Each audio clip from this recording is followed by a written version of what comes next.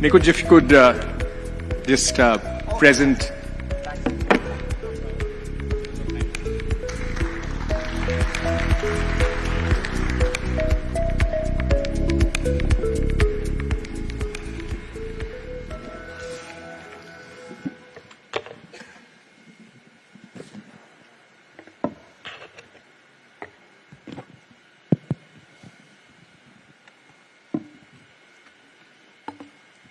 Dr. Sawant, welcome to Times Network. Thank you. Last time we met was on January 21st. I interviewed you before the elections. And I said that, your party looks to be on a shaky ground. You came back with a resounding mandate. Many congratulations to you. Thank you. Thank you. But I was confident that time also. मुझे मालूम है, मैंने आपसे उस समय पूछा था doctor Sawant कि सेकंड वो मैंडेट जो आपको मिला था, वो मैंडेट आपके फेस पे नहीं मिला था. ये वाला मैंडेट जो मिला, ये आपने अपने फेस पे लिया और गोवा जैसी स्टेट में, छोटी स्टेट में फर्म मैंडेट लाना, एब्सोल्यूट मेजॉरिटी लाना, अपने फेस पे लाना, आपकी एज में is a big deal. So I must say that, you've actually achieved a mandate on your own for the first time. So congratulations for that also. Modi ji का आशीर्वाद भी था. डॉक्टर साहब, अब हम बात कर लें आपके इस फ्लैगशिप प्रोग्राम की, स्वयंपूर्ण गोवा, जिसके बारे में असल में ये जो प्रोग्राम है वो मोदी जी की एक क्लैरियन कॉल है आत्मनिर्भर भारत की, जिसके बारे में कल अनुराग ठाकुर यहां थे, INB मिनिस्टर, उन्होंने भी चर्चा की, और फिर अनिल अग्रवाल जी यहां पे आए थे, उन्होंने वेदांता के चेयरमैन, उन्होंने भी चर्चा की. डॉक्टर सावंत, दुनिया जो है बहुत सालों से ग्लोबलाइजेशन की तरफ जाती रही है. Globalization, global village, global. उस समय में आपको लगता कैसे है कि आत्मनिर्भर या स्वयंपूर्ण गोवा को आप कैसे आके लेके जाने वाले? अब ये सोच के बोलिएगा कि 5 साल आपका मैंडेट है, 5 साल आपको सरकार चलानी है, ये टर्म अभी शुरू ही हुई है. माननीय मोदी जी ने जो आत्मनिर्भर भारत जो मिशन स्टार्ट किया ड्यूरिंग द कोविड, सो तब लगा कि it is N vocal for local, it is N make in India, it is N make for the world. वही इंस्पिरेशंस लेके हमने आत्मनिर्भर भारत लोगों तक पहुंचाने के लिए जो मेरी पार्टी की ध्येय है, Antyodaya, to reach the last person in the community, we have started with the Swayampurna Goa, which is in the 2 phase. The first, the government of India's all scheme, the government of Goa's all scheme, सभी लोगों तक पहुंचाना, to the last person in the irrespective of the caste, creed, जो दिव्यांग हो, सभी तक पहुंचाने के लिए. आज भी इतने सारी स्कीम थे, वो लोगों तक पहुंच नहीं रहे थे, तो हमने सोचा क्यों न हो पहुंचाए. And the second is in self reliance. तो एक काम कुछ छोटा काम नहीं था, हर एक पास पहुंचाने के लिए we appointed the Swayampurna Mitras, and they are the gazetted officers. They are working on every Saturday on their holidays, और वो हॉलीडेज के लिए काम करते हैं. और which are the schemes, we are the 10 focal points, जैसे अब भी आपने देखा, which is an electricity for all, housing for all, sanitation for all, it is a financial security for all, social security for all. जिस तरह से अभी भी हमने अचीव किया है, जैसे हम बोलते हैं कि water for all, it is 100% हर घर नल देने वाली गोवा एक पहला राज्य है जो हम हर घर नल दे सके. इट इज एन हम बोलते हैं कि it is an open defecation free. हम फर्स्ट स्टेट है, we have declared the open defecation free, वे द फर्स्ट स्टेट है. It is electricity for all, हम ऐसे ही नहीं बोलते हैं, we are 100% electrification we did in the state of Goa, that we have achieved it. Then housing for all, जैसे कि प्रधानमंत्री आवास योजना है, we have also the different schemes. यही स्कीम लोगों तक पहुंचाने के लिए. फाइनेंशियल सिक्योरिटी में तो वहां पे अभी भी हम दयानंद सामाजिक सुरक्षा योजना के अंतर्गत 2,000 rupees for the every senior citizens, and approximately 1.5 lakhs of the senior citizen every month we are paying. उनके अकाउंट पे, DBT में उनके अकाउंट पे जाते हैं. Not only for the senior citizen, for the women also, under the Graha Aadhar scheme, we are giving the 1,500 rupees every month we are paying on their account. This is the social security we are doing in the state of Goa for last more than 10 years. It started in the Parrikar era and we have continued. In the COVID also we have continued the same thing. Doctor साहब, अभी तो आप चुनाव जीत के आए, तो आपकी सारी बातें मान लूंगा मैं. अभी मैंडेट जीता है आपने बिल्कुल क्लियर मेजॉरिटी से, तो अभी आपकी बातों को डिस्प्यूट नहीं कर रहा हूं मैं. इसके लिए 1 साल और देखते हैं. ये तो स्वयंपूर्ण गोवा पे हुआ. डॉक्टर साहब, जो आपका फ्लैगशिप प्रोग्राम है, उसके अलावा जो बाकी की सारी आपकी स्कीम्स हैं, उसमें चैलेंजेस हैं. डॉक्टर साहब, आईआईटी एस्टैब्लिश करने की आप कोशिश कर रहे थे गोवा में, उसके लिए रेजिस्टेंस थी, लोकल्स ने विलेजेस को दिया। आप एक नई न्यू एजुकेशन पॉलिसी लाना चाह रहे हैं गोवा को एजुकेशन हब बनाने के लिए, उसको लेकर के और आईआईटी के प्रोटेस्ट को लेकर के क्या आपका लर्निंग रहा, और न्यू एजुकेशन पॉलिसी जो आपने प्रपोज की डॉक्टर साहब, उसको कैसे आगे लेके जाने वाले हैं आप? इन माई लास्ट 10 ईयर हमने एजुकेशन पॉलिसी पास कर दी है। एट प्रेजेंट गोवा में एनआईटी है, आईआईटी है, इंस्टीट्यूट ऑफ बेड्स पिलानी है, इवन दो द जीआईएम है। अभी सिर्फ आईआईटी के लिए जगह देना बाकी थी। We are giving the land for the IIT in within this 2-3 months we are giving the land.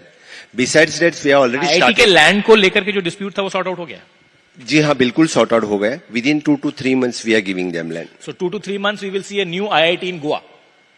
The campus will start. Campus will start. So we'll see a new IIT in Goa. So that's a big announcement that Chief Minister Already we have started the National Science Forensic University under the Home Ministry in the state of Goa. We are starting the arbitration center after the Singapore, the first international arbitration center. We are starting into the state of Goa, which is under the Bar Council of India. We are giving them the land also, and they are starting their campus from the June. Okay. Doctor साहब, ये बात हुई higher education को लेकर के, लेकिन India का जो चैलेंज है, बड़ा चैलेंज जो है, वो गुड क्वालिटी प्राइमरी एजुकेशन देने का भी है। हायर एजुकेशन के लिए आप एजुकेशन हब बना देंगे, जिनके पास रिसोर्सेज होंगे वो उसको ले सकते हैं। बाहर से भी बच्चे, आपके बच्चे बहुत सारे बाहर जाते हैं, कर्नाटक पढ़ने के लिए जाते हैं, बाहर पढ़ने के जाते हैं, वो आपके यहाँ रुक जाएंगे। बट गुड प्राइमरी एजुकेशन के लिए आप क्या करने वाले डॉक्टर साहब? बिल्कुल नहीं, हमारा प्राइमरी एजुकेशन के लिए कोई कर्नाटक में या दूसरे स्टेट में नहीं जाते। उल्टा कर्नाटक और महाराष्ट्र से बच्चे एजुकेशन के लिए गोवा में आते हैं। Even though in primary education हो या हायर एजुकेशन हो, we are giving one of the best infrastructure and human resource from KG से लेके पीजी तक हम हमारे स्टेट में दे रहे हैं। बहुत लोग क्लेम तो कर रहे हैं, लेकिन मैं डेफिनेटली इतना कह सकता हूं कि we are giving one of the best infrastructure in the state of Goa. आप अपने पॉलिटिकल राइवल्स पे एक डिग ले रहे हैं, वो यहाँ है नहीं, इसलिए मैं बात को बढ़ाऊंगा नहीं। मैं ये बोल रहा डॉक्टर साहब, इसके अलावा एजुकेशन के अलावा एक आपका ब्लू वाटर इकोनॉमी का फोकस है, आपकी स्टेट का है, बहुत अपॉर्चुनिटी अवेलेबल भी है गोवा को उस सिलसिले में। इन दैट डायरेक्शन, जो कि एक्चुअली एक बहुत बड़ा जॉब जनरेटर भी होगा, आपकी गवर्नमेंट किस डायरेक्शन में जा रही है? आत्मनिर्भर भारत के अंतर्गत honourable prime minister have launch so many schemes, approximately 80 to 100 to implement that schemes once who wants to take the initiatives. उसी के अंतर्गत it is an we have taken उनके ब्लू इकोनॉमी में जल संपदा स्कीम है, द मरीन क्लस्टर है। Already we are the first state who have started the marine cluster in the state of Goa. We have the shipping industry, we have the Goa shipyard, so that the government of India had given the big boost for the Goa shipyard, so that definitely which which the blue economy के लिए बड़ा boost मिलेगा। इससे आगे आने वाले 5 साल में ब्लू इकोनॉमी बेहतर वे से गोवा में दिखी जाएगी। डॉक्टर साहब, गोवा की बात हो और टूरिज्म की बात ना हो, ऐसा हो नहीं सकता है। तो टूरिज्म को लेकर के अब आपके स्टेट में ऐसा लगता है कि हम एक इन्फ्लेक्शन पॉइंट पे आ गए हैं, क्योंकि कैपेसिटी की जरूरत है। अब टूरिस्ट की संख्या लगातार बढ़ रही है, हर साल लोग जाने, नंबर ऑफ ट्रिप्स भी लोगों के बढ़ रहे हैं गोवा में। सो इंफ्रास्ट्रक्चर जो आपको चाहिए गोवा में, मैं देखता हूं जब भी मैं आता हूं, जनवरी में भी जब मैं आया था, तो कम से कम जो नेशनल हाईवेज के स्ट्रेच हैं उन पे बहुत काम हो रहा है, उनकी कनेक्टिविटी। बट इंटरनल कनेक्टिविटी जो आपके स्टेट की है, नॉर्थ टू साउथ गोवा, और फिर नॉर्थ गोवा में और साउथ गोवा में इंटरनल इंफ्रास्ट्रक्चर, उसमें काफी काम करने की जरूरत है। After covid I will say the Goa will the safest destination for the tourist, और we are developing the infrastructure in such a way the Goa इस देश की टूरिज्म राजधानी हो। इसीलिए हम इंफ्रास्ट्रक्चर डेवलप कर रहे हैं। Definitely with the help of the government of India in tourism infrastructure में हम ढेर सारे चेंजेस कर रहे हैं। इट इज नॉट, अभी मुझे लगता है कि बीच टूरिज्म के सिवाय adventure tourism, the medical tourism, cultural tourism, spiritual tourism को बढ़ावा देने के लिए we are asking the people to invest on the PPP mode, public private partnership. We have activated our PPP cell. Definitely so many people, those who want to invest in the tourism sector, especially there is a bungee jumping, which is the first bungee jumping in the state of Goa. इसी तरह से जो invest करना चाहते हैं तो उनको हम डेस्टिनेशन वेडिंग्स गोवा में अभी बहुत बढ़ावा दे रहे हैं। कन्वेंशन सेंटर अभी हम पीपीपी मोड पे कर रहे हैं। इसी तरह से पीपीपी मोड पे बढ़ावा देने के लिए से आगे, क्योंकि international and national high end tourist Goa में अट्रैक्ट करने के लिए we are already formulised our new tourism policy in the state of Goa. और उस न्यू टूरिज्म पॉलिसी की हाईलाइट क्या है? न्यू टूरिज्म पॉलिसी में इन पीपीपी मोड्स पे हम जो लोग इन्वेस्ट करना चाहते हैं और उनको with the ease of doing the business with the single window clearance we are giving the preference. Doctor साहब, एक पैंडेमिक का ये इफेक्ट रहा या ओवर द इयर्स टैलेंटेड लोगों के उस डायरेक्शन में मूव करने का इफेक्ट रहा? गोवा जो समहाउ स्टार्टअप कैपिटल भी एक नए सिरे से बैंगलोर के बाद अब गोवा में स्टार्टअप को लेकर के, तमाम तरह की स्टार्टअप को लेकर, in fact some people tell me that the digital design Goa is somehow becoming the capital of that field in the digital design field. You have a startup policy in Goa. How is it working? Startups के बारे में बहुत बात हुई यहाँ पे. कल अनुराग ठाकुर जी आए तो उन्होंने यूनिकॉर्न की बात करी, तमाम बाकी लोगों ने भी यूनिकॉर्न्स की बात की, स्टार्टअप्स की बात की. आपकी स्टेट के पास एक नेचुरल एडवांटेज है स्टार्टअप्स को लेकर के. स्टार्टअप की डायरेक्शन में क्या काम है? पहले तो गोवा सिर्फ फार्मा इंडस्ट्री के लिए जाना जाता था. The 10% of the pharma industry, actually pharma products which is an based industry in the state of Goa. Now we are promoting, we having the good startup policy, we having the good IT policy, we having the Atal Tinkering Labs. There's so many people, those are good human resource which is related to the startup industry at present based in the state of Goa. So that the persistent like company which are working in the state of Goa for last more than 10 years, so which is expanding. So many peoples, they are investing in the state of Goa in the startup industry. And to give the boost, we have already started with the coding and robotic education in the state of Goa from the standard 6th. We are giving the training for the students. So in future, the human resource which is required, we are already started to give for giving the boost to them. Doctor साहब, आपने अच्छी बात की, human resource की बात की. Human resource से एक जॉब जनरेशन और जॉब एम्प्लॉयमेंट क्रिएशन का एक चैलेंज हमेशा से रहता है.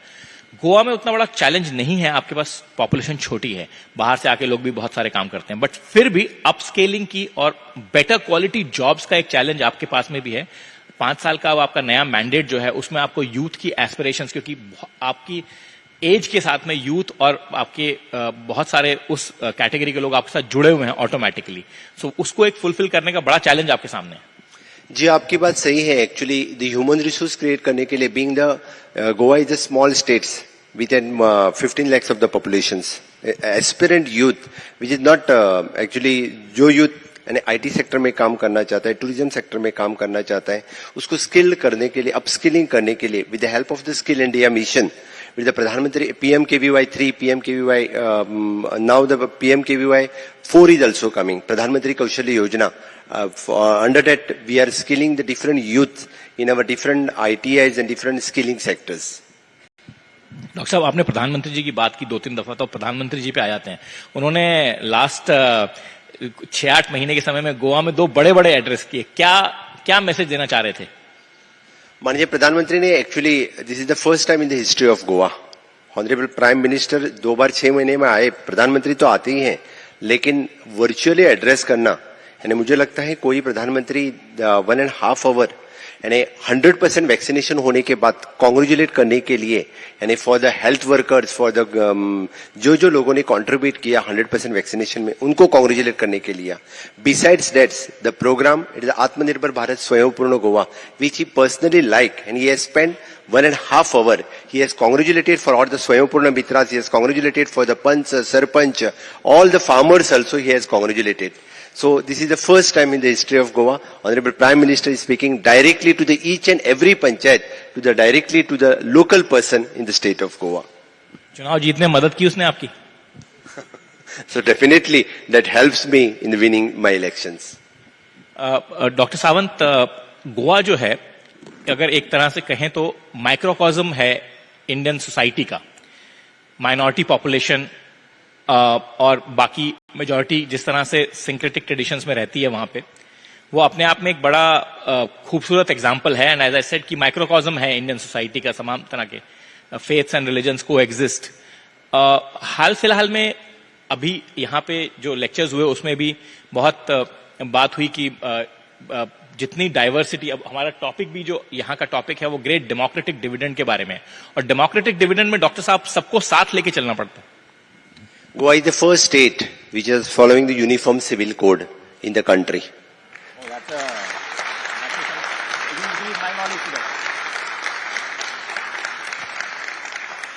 We have liberated in the 1961. Earlier we are ruled by the Portuguese, and the same rule of the uniform civil code we have continued. And from the 1961 to till now, all regarding the Hindu, Muslim, Christian, all the birth, death registrations, marriage registrations, the equal rights of the property for the boy, girl, equal rights, having the equal share with the spouse and husband, both having the equal rights. We are the first states. And that is, इसके बाद में मुझे नहीं लगता है और कुछ आपको कहना चाहिए.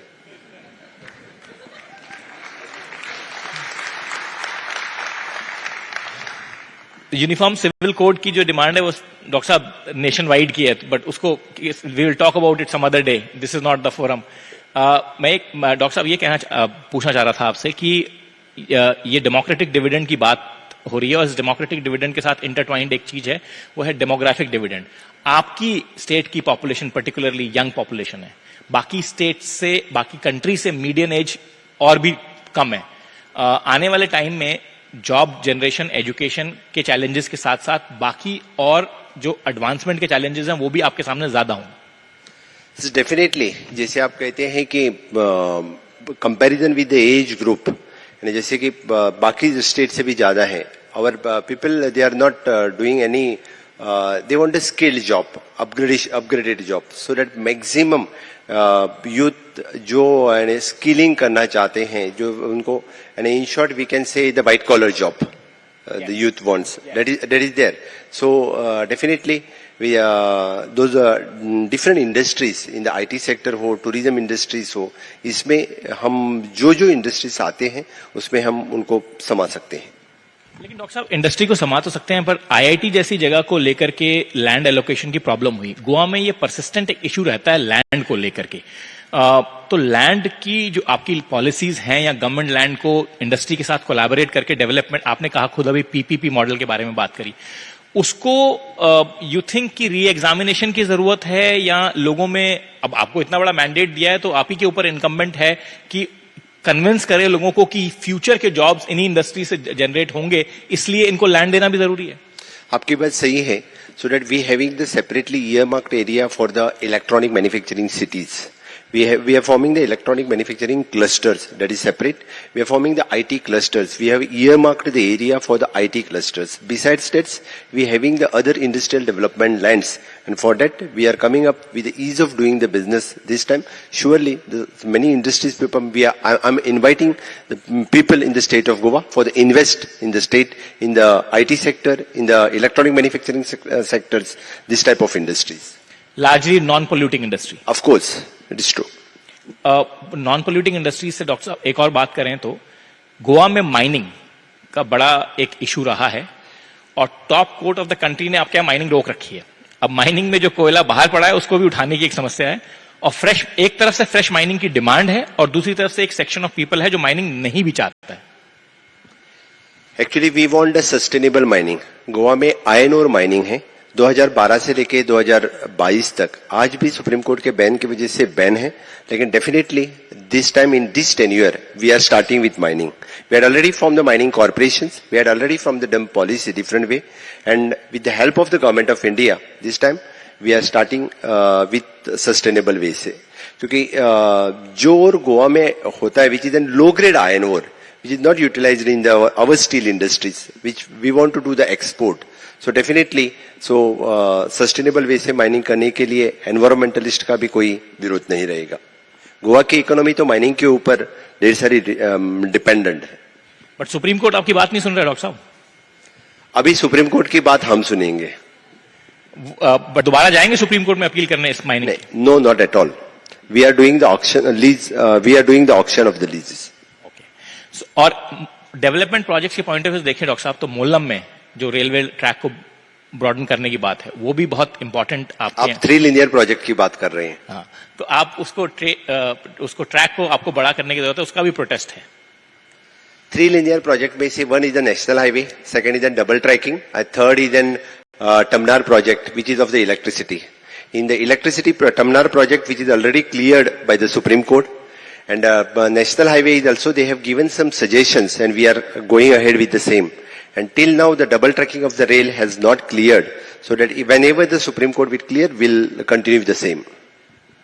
डॉक्टर साहब एक बात बताइए कि ये जो जितने भी प्रोटेस्ट होते हैं, जैसे मोलम वाला प्रोटेस्ट हुआ या बाकी और आईआईटी के लैंड को लेकर के प्रोटेस्ट हुआ, आपको क्या लगता है कि पॉलिटिकल ज्यादा प्रोटेस्ट हो जाते हैं, वो यहाँ लोगों का एक जेन्युइन एप्रीहेंशन है, चिंता है कि गोवा का जो प्रिस्टीन एनवायरनमेंट है वो खराब हो सकता है इस तरह के प्रोजेक्ट? प्रोटेस्ट कब था उसके ऊपर डिपेंड है ना, आपको पता ही होगा.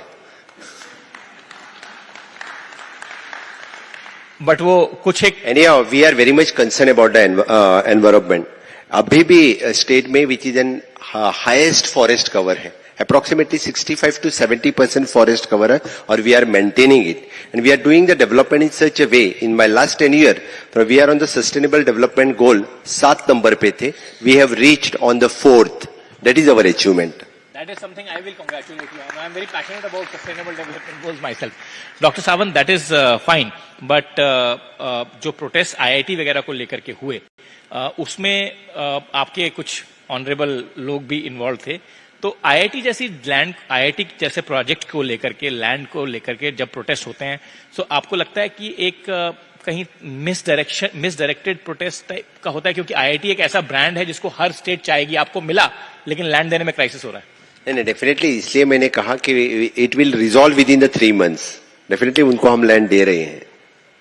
डॉक्टर सावंत, एक और चीज जिसपे आपने काफी काम करा है अपनी पिछली टर्म में और इस टर्म में आपका और फोकस बढ़ा है, वो है कि जो डिलीवरी सर्विसेज हैं, लास्ट मैन डिलीवरी सर्विसेज हैं, उसमें से करप्शन को हटाने का. गोवा में एक परसिस्टेंट प्रॉब्लम पहले थी, लगातार मनोहर पारिकर जी ने भी काम किया उस सिलसिले में, मैं नहीं कह रहा हूं कि उन्होंने काम नहीं किया, बट करप्शन के इश्यूज रहे हैं. अब इस टर्म में जब आप अपने फुल मैंडेट के साथ में आए हैं और नए इनिंग्स एक तरह से शुरू कर रहे हैं, आपको लगता है कि आप उस पर पुश करके जो लास्ट माइल डिलीवरी के इश्यूज रहे हैं और जिनमें आपने पिछली बार भी काम किया, पिछले 3 साल भी आपने इफेक्टिव काम किया उसके अंदर, जिसका बेनिफिट आपको मिला, इस बार आपको लगता है नए सिरे से फोकस करके उसको और आगे ले जाने की जरूरत है?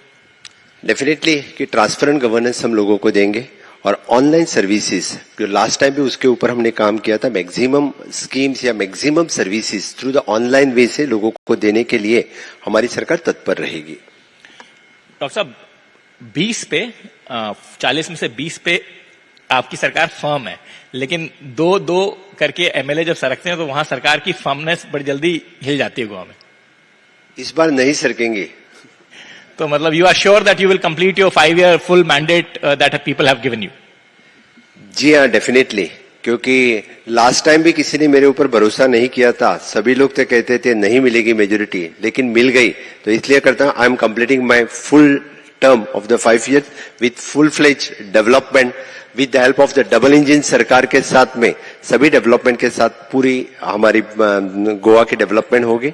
और एक बात जरूर कहूंगा कि we are coming up with the new international airport, which is an Mopa International Airport. From the 15th of August 2022, we are inaugurating the Mopa International Airport also.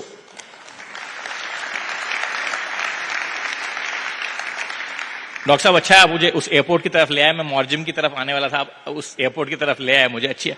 उस एयरपोर्ट से डॉक्टर साहब आपकी महाराष्ट्र से जो कनेक्टिविटी है, कोंकण, सिंधुदुर्ग और रत्नागिरी के जो 3 डिस्ट्रिक्ट्स हैं, उनको भी बेनिफिट होगा. आपकी जो कनेक्टिविटी है वो पूरी हो जाएगी. पहले जो कोंकण जाने वाले लोग थे वो गोवा लैंड करके कोंकण जाया करते थे. तो आप कैसे देखते हैं वो एरिया जो लार्जली अब तक अनटच्ड था? एक तो वो गोवा के कंपटीशन में आएगा, रत्नागिरी, सिंधुदुर्ग और कोंकण के जिले जो हैं तीनों, वो कंपटीशन में आएंगे गोवा के, और दूसरे आपके लोगों को, आपके इस एरिया का भी डेवलपमेंट होगा. आपकी बात सही है, क्योंकि मोपा इंटरनेशनल एयरपोर्ट होने के बाद it is not only benefit for the Goa, but it will also benefit for the Konkan, specially for the Maharashtra. We are attracting the national and international tourists in the state of Goa. At present, 1.5 million of the tourists is coming in the state of Goa. So definitely Mopa होने के बाद इससे भी ज्यादा tourist आएंगे. तो फिर गोवा जैसे छोटे राज्य में तो ज्यादा टूरिस्ट आने के बाद they will more benefit for the, even though for the Maharashtra. So the virgin area in the Maharashtra which will develop in future also. आपकी महाराष्ट्र गवर्नमेंट के साथ में पहले देवेंद्र फडणवीस जी तो आपके साथ में बड़े क्लोजली वहां पे काम करते रहे। तो जो महाराष्ट्र वाला जो ट्रैक है डॉक्टर साहब, रत्नागिरी, सिंधुदुर्ग और कोंकण वाला जो ट्रैक है, आपको लगता है कि जो मोपा इंटरनेशनल एयरपोर्ट डेवलप होने के बाद में 15 अगस्त को आप खोल रहे हैं, आपको एडवांस में बधाई देता हूं मैं। I hope you invite me for that. Yes sure, आपको नहीं बाकी सभी लोगों को भी इन्वाइट कर रहा हूं। I have secured an advance invite from you for 15th of August। Doctor साहब, मैं ये कह रहा था कि उस एरिया का जो मॉर्जिम वाला जो पूरा का पूरा बेल्ट है, उसमें फिर आपको एडिशनल इंफ्रास्ट्रक्चर डेवलप करने की भी जरूरत पड़ेगी, और उस इंफ्रास्ट्रक्चर को डेवलप करने के लिए फिर इस तरह के कॉन्फ्लिक्ट फिर होंगे कि कहीं लैंड देना है, कहीं लोगों को कन्विंस करना है, कहीं पंचायत को करना है। तो उस सिलसिले में क्या इनिशिएटिव है आपकी गवर्नमेंट की तरफ से? एक्चुअली इंफ्रास्ट्रक्चर के बारे में कहते वक्त at present what ever the infrastructure required for the state we have completed in these 8 years with the help of the double engine सरकार, with the help of the Modi सरकार, because जो last 50 साल में नहीं हुआ था वो डेवलपमेंट इस 8 साल में दिख रही है। अब जाके देखो, यानी रोड्स हो, हेल्थ इंफ्रास्ट्रक्चर हो, टूरिज्म इंफ्रास्ट्रक्चर हो, everything we have completed definitely, which is infrastructure for future 50 years। इस तरह का इंफ्रास्ट्रक्चर हम कंप्लीट कर सके हैं। तो मुझे लगता है कि whatever the required at present for the next 50 years, that infrastructure already we are completed in these 8 years। Doctor साहब, ज्यादा देर आपको रोकूंगा नहीं, मैं आपसे लास्ट क्वेश्चन पूछना चाहता हूं, और वो ये कि जब गोवा एट 60 लिबरेशन की बात हुई थी, प्रेसिडेंट वहां आए थे, उस समय आप लोगों ने कुछ प्रोमिसेस वगैरह भी किए थे गोवन पीपल को, आपने बड़ा फंक्शन किया था। किस डायरेक्शन में वो प्रोमिसेस अभी तक गए हैं, और कहां तक उन पे काम होने का आप पहुंच पाए हैं? जो गोवा ने अपने आजादी के 60 साल लिबरेशन के 60 years हमने मनाए। 19th of December 1961 we have liberated, actually 14 years later than India independence। तो ऑनरेबल प्राइम मिनिस्टर जब भी आए थे, जो प्रोमिसेस हमने लोगों के लिए किया था, यानी maximum promises we have fulfilled. यानी जैसे कि इवन दो मैं super speciality hospital in the Goa medical college से लेके यानी पंचायत के लिए इंफ्रास्ट्रक्चर में टू पे the 50 lakhs rupees for the each and every panchayat, that also we had paid। So more than 22,000 crores of rupees the government of India had given for the Goa first time to build the roads infrastructure, bridges infrastructure, so that we have completed the third Mandavi bridge and the second Zuari bridge we are completing। I think मुझे लगता है कि जो जुआरी bridge पे tower आ रहा है वो देश की शान रहेगी। It is a revolving restaurant on the जुआरी ब्रिज, द ड्रीम ऑफ और नितिन गडकरी जी, जो तो यानी देश में उसके रिवॉल्विंग रेस्टोरेंट में बैठने के लिए लोग वहां आ जाएंगे, ऐसा मुझे लगता है। इसीलिए मैंने जो प्रोमिसेस हमने जो किए थे वो तो 100% फुलफिल किए हैं। मैंने पहले कहा आपसे कि अभी मैनिफेस्टो की बात नहीं कर रहा हूं, पहले वाली बात कर रहा हूं। मैंने पहले कहा कि अभी आप बड़ा मैंडेट जीत के आए हैं, तो आपकी सारी बातें आज मैं मान लूंगा। 21 जनवरी की तरह इंटरव्यू नहीं है ये। Thank you doctor Sawant. I know you are busy man, you have many tasks back at your state which all of us would love to go the moment we get a chance. I will not hold you back. Thank you very much for coming, and thanks once again Dr. Sawant for speaking to us. Thank you.